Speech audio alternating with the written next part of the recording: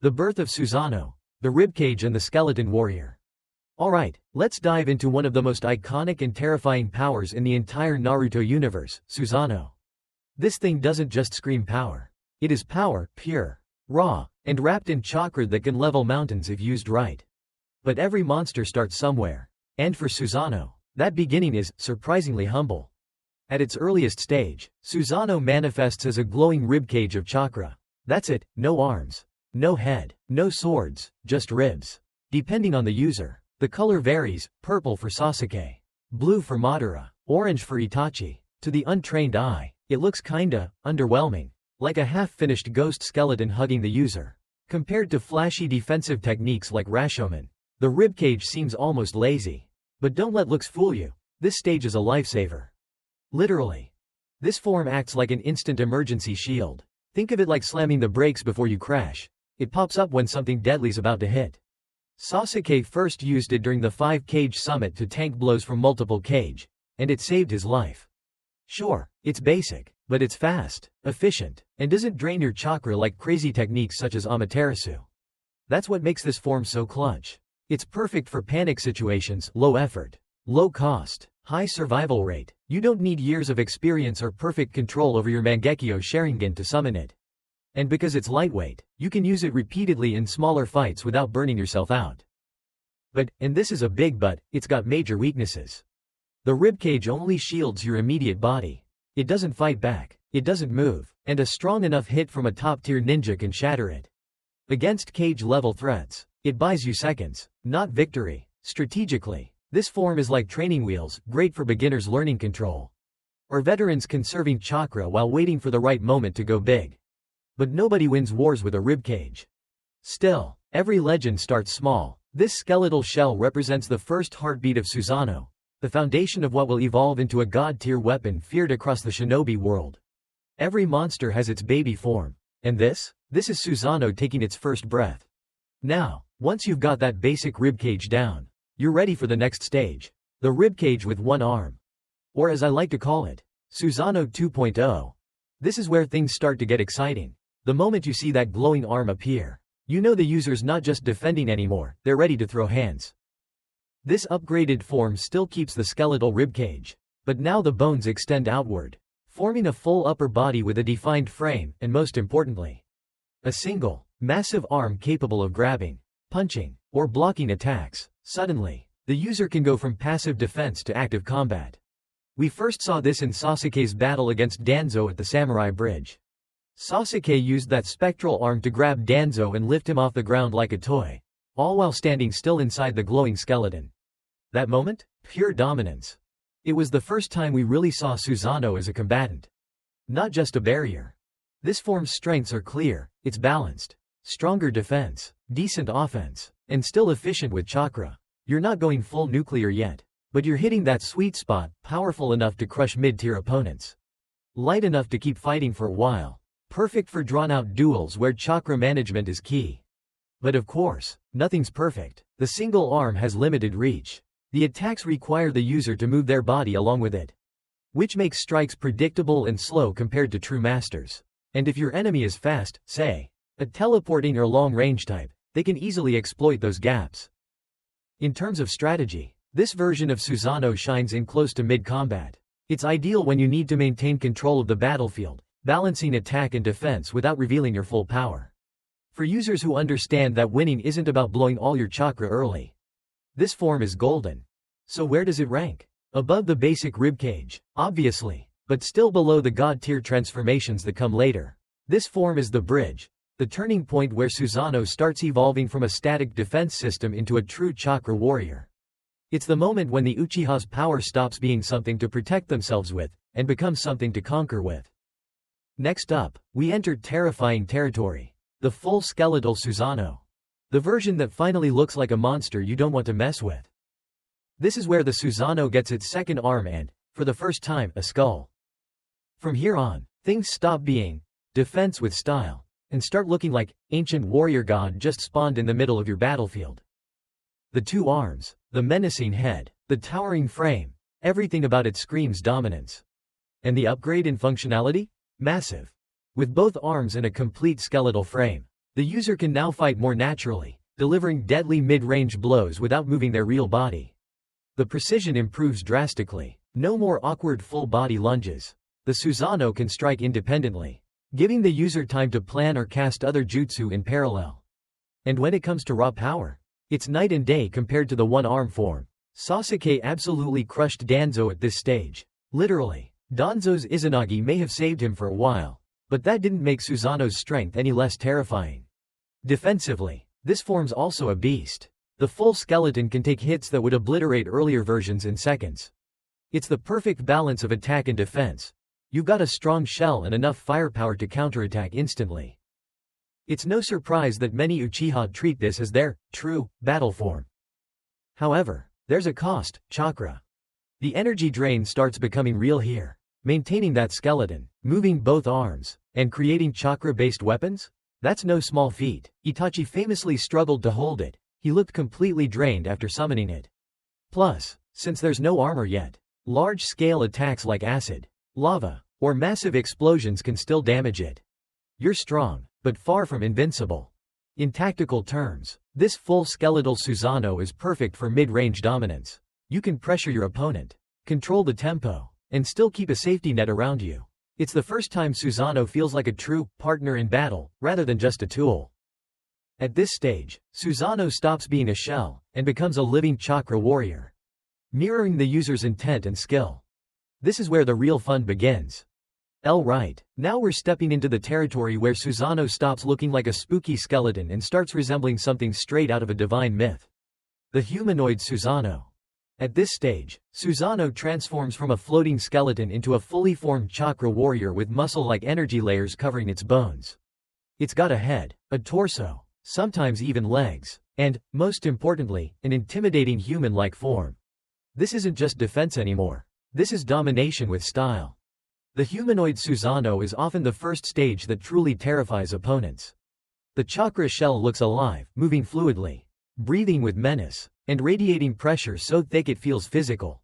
This transformation marks a critical moment. The user isn't hiding behind their chakra anymore. The Susanoo has become an extension of them. We've seen iconic examples of this. Sasuke's Susanoo at this stage wields a massive chakra bow, firing arrows that move faster than sound. Itachi, ever the legend, manifested the Totsuka blade, a spirit sword capable of sealing anything it pierces, and the Yata mirror, a shield said to deflect any attack. Madara's version? Don't even get me started. 4 arms, each carrying a different weapon, blades, chakram, tomo-shaped shuriken, pure chaos. And the power difference between this and the skeletal version? Ridiculous. In battle, Humanoid Susanoo can rip through entire mountains, block cage-level attacks like they're pebbles, and outmuscle multiple opponents at once. Remember when Madara's Humanoid Susanoo wiped the floor with the 5 cage, and he didn't even move from his spot? That's the kind of energy we're talking about. But even gods have weaknesses. The chakra consumption here skyrockets. Itachi, despite his genius and skill, could only hold it briefly before his body started breaking down. Even Sasuke needed to be selective. Staying too long in this form could mean total exhaustion. And mobility? Still limited. Some versions have legs, some don't, which means ground-based Humanoid Susanoo can be stiff, heavy, and predictable against fast or airborne enemies. Strategically, though, this form is an absolute nightmare in one-on-one or large-scale fights. It's ideal when you need overwhelming power and impenetrable defense at the same time. When you activate this, you're basically saying, okay, playtime's over. For most Mangekyo Sharingan users, this is the ceiling. This is the peak they can realistically reach without dying from chakra loss or pushing their eyes to permanent blindness. The Humanoid Susanoo represents mastery, a symbol that you've reached a level where your chakra manifests your will in the shape of a god. Few ever go beyond this, but for those who do, the story gets wild. Enter the armored Susanoo, the titan on the battlefield. Now we hit the stage where Susanoo stops being a warrior and becomes a war machine. This version wraps the Humanoid Susanoo in an external chakra armor, turning it into a colossal juggernaut of defense and destruction. The armor isn't just for looks. Every plate, spike, and glowing rune adds an extra layer of protection, making this Susanoo nearly indestructible. Normal jutsu? Forget it. Even high-level techniques like Chidori, Rasen Shuriken, or Magma Release barely scratch it. The only person we've seen casually break through this level of defense is Hashirama, and he's basically the walking cheat code of the shinobi world. Unlike the humanoid version, the armored Susanoo doesn't always have legs, most appear from the torso up, hovering or planted in place, ready to tank anything thrown at them. It's the perfect evolution for large-scale wars, when the user needs to block an army or nuke a battlefield. Every punch, swing, or slash becomes an explosion of raw power. Entire landscapes can be reshaped in seconds. Madara's armored Susanoo is the textbook example. He could summon it mid-battle, deflecting entire fleets of attacks like they were fireworks. When he faced the Shinobi Alliance, this version stood like a wall between him and tens of thousands of ninja, and none of them could even scratch it. But of course, the trade-off is mobility and energy. This thing's a tank, massive, heavy, slow. It's like piloting a chakra-powered Gundam. Once it's out, you're not dancing around, you're bulldozing everything in your path. And that means if you're up against a lightning-fast enemy who can outlast you, you're in trouble. Also, the chakra drain here is absurd. You can't just pop this and keep fighting forever. Even Madara, with his insane reserves, used it strategically, not recklessly. From a tactical standpoint, the armored Susanoo shines in multi-opponent or large-scale combat. It's not about finesse, it's about obliteration. When your goal is to end the fight, not drag it out, this is the form you want. You can defend against entire platoons, block Biju bombs, or smash through mountains, but once it's over, you better have chakra left to walk home. Think of it as a transitional form, the stage before perfection. It's the almost God state, where you're wielding terrifying power but not yet complete. And that brings us to the next, and arguably most legendary, form of all. The perfect Susanoo, the warrior god unleashed. If every other form was a build-up, then this is the payoff. The perfect Susanoo is the ultimate manifestation of an Uchiha's chakra, a towering divine warrior the size of a tailed beast. Forget skeletons, forget armor plates, this is a god wearing armor. It's fully humanoid, beautifully symmetrical, and terrifyingly majestic, complete with a Tengu-style helmet, glowing wings, and chakra weapons that could cleave mountains. Every motion feels deliberate, graceful, and unstoppable. When this form appears, it's not a fight anymore, it's an event. Madara's perfect Susanoo is the most iconic example. The moment he summoned it, entire mountain ranges trembled. The 5 Kage looked like ants before him. One swing of his massive blade sliced through mountain peaks like butter. Even Hashirama's wood constructs, gigantic and divine in their own right, could barely keep up. This wasn't ninja combat anymore. This was mythology. The scale of destruction is absurd. Perfect Susanoo can fly, strike from miles away, and block attacks that could wipe out cities. Sasuke's version, for instance, could infuse Amaterasu into its weapon, combining physical destruction with inextinguishable black flames. Madara's version unleashed Yasaka Magatama, chakra orbs that detonated like guided missiles. You're not dealing with a ninja anymore, you're dealing with a one-man apocalypse. But here's the catch, power always comes with a price. The chakra consumption at this level is astronomical. Even eternal Mangekyo users like Sasuke and Madara can't hold it indefinitely. And the physical strain? Brutal. The moment the chakra runs out, the entire construct collapses, leaving the user drained and vulnerable. A smart opponent who can stall or evade long enough might not defeat the Susanoo, but they'll defeat you once it fades. That's why this form is so rarely seen. Even Itachi, one of the most gifted Uchiha ever, never reached this stage. Partly because his body was too frail to handle it. Only titans like Madara, Sasuke, and Hagoromo have wielded this power in its complete form. Strategically, perfect Susanoo is reserved for final battles. It's the nuclear option, the ultimate weapon you bring out when the world itself is at stake. Every swing, every step, every roar shifts the balance of the battlefield. When you activate this, you're declaring war on the laws of nature themselves. And yet, for all its might, the beauty of the perfect Susanoo lies not just in destruction, but in symbolism. It's the embodiment of what it means to master your power, a perfect harmony between control, emotion, and sheer will. It's the Uchiha dream made flesh, a god forged from pain, vision, and eternal fire. The divine fusion, when Susanoo transcends. You thought the perfect Susanoo was the final boss, right? Well, not quite, because in the world of Naruto, there's always someone who looks at god-level power and says, yeah, but what if we added more? And that's where combined Susanoo forms enter the picture. The ultimate proof that when an Uchiha goes all in, the universe itself trembles. Let's start with the Fusion Susanoo. Also known as the majestic attire, Susanoo, the form that basically says, let's put a god inside a tailed beast and see what happens. When Sasuke fused his perfect Susanoo with Naruto's Kurama, the result was nothing short of insane, a blazing purple samurai armor wrapped around the 9 tails, glowing like a nuclear explosion. That wasn't just chakra, that was divinity in motion. This fusion took everything that made the perfect Susanoo terrifying, its defense, its power, its flight, and merged it with the monstrous energy and instinct of a tailed beast. Imagine the speed and agility of Kurama, now protected by Susanoo's divine armor, swinging a sword the size of a mountain. Yeah, that's not a fight, that's a natural disaster. Technically, Madara did it first, fusing his Susanoo with Kurama during the ancient war against Hashirama. The sight of that colossal armored fox towering over forests was pure nightmare fuel. But when Sasuke pulled off his own version later, it was on a whole other level. His Susanoo wasn't just riding Kurama, it was wearing Kurama. The two beings moved as one, synchronized in attack, defense, and rage. Every motion was poetry and destruction. At this point, the line between human and god completely disappears. You're no longer a ninja using chakra, you are chakra. Every swing can reshape landscapes. Every roar can tear open the sky. This isn't strategy anymore, it's warfare on a divine scale. But like all forms of divine power, there's a catch, the cost. Even for someone like Sasuke, whose chakra pool was monstrous by the end of the series, maintaining the fusion was draining beyond belief. Every second counted, every attack had to land. Because once your chakra runs dry, the god collapses. And you're left vulnerable and exhausted. It's the ultimate gamble, full power, full risk. Now, let's talk about one of the wildest versions ever witnessed, Kakashi's 6 Paths Susanoo. Yeah, you heard that right. Kakashi Hitaki, the copy ninja, somehow ended up wielding a Susanoo that even Madara would have been jealous of. How? Well, thanks to Obito's chakra and both Mangekyo eyes temporarily manifesting within him.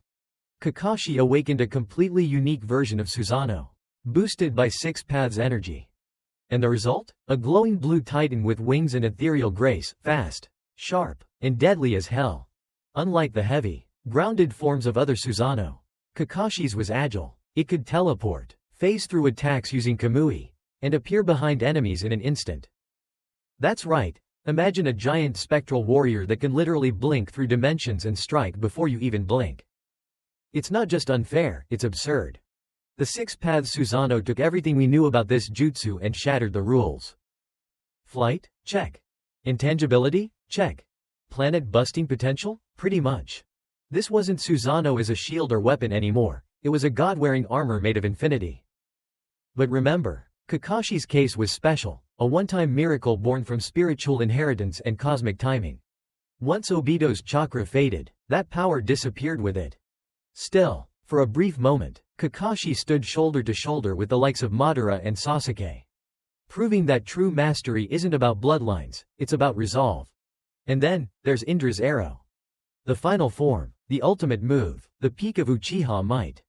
By the end of the series, Sasuke had pushed his Susanoo to limits no one thought possible. Using his Rinnegan and 6 Paths chakra, he absorbed the energy of all 9-tailed beasts into his perfect Susanoo, transforming it into a celestial entity glowing with divine fury. From that came Indra's arrow, a chakra projectile so dense, so bright, it looked like a second sun forming in the sky. This wasn't just an attack, this was a statement. The arrow symbolized the culmination of every ounce of hatred, rivalry, and willpower that defined Sasuke Uchiha. It was the physical embodiment of his soul, sharpened to a single, world-ending point. When it clashed with Naruto's 6 Paths, Rasen Shuriken, the explosion didn't just level the battlefield. It reshaped the entire valley, rewriting the landscape itself. If gods ever fought in the world of men, that was what it would look like. Indra's arrow stands as the definitive proof that Susanoo, at its peak, isn't just a jutsu. It's the will of the user crystallized into pure destructive divinity. It's the Uchiha spirit, ambition, pain, pride, and genius, condensed into a weapon that could tear through fate itself. In the end, the journey of Susanoo mirrors the journey of the shinobi themselves. From fragile beginnings to divine ascension, it's a reminder that true strength isn't found in power alone, but in growth. control, and the courage to evolve. The Uchiha didn't just summon warriors made of chakra. They created symbols, towering reflections of what humanity can become when passion burns brighter than fear. If you made it all the way here, you're definitely one of the real ones. Drop a like, hit that subscribe button, and ring the bell, because the next deep dive, we're going even further into the mythos of the shinobi world. Until then, stay sharp, stay curious, and remember, even the strongest gods start as sparks of chakra.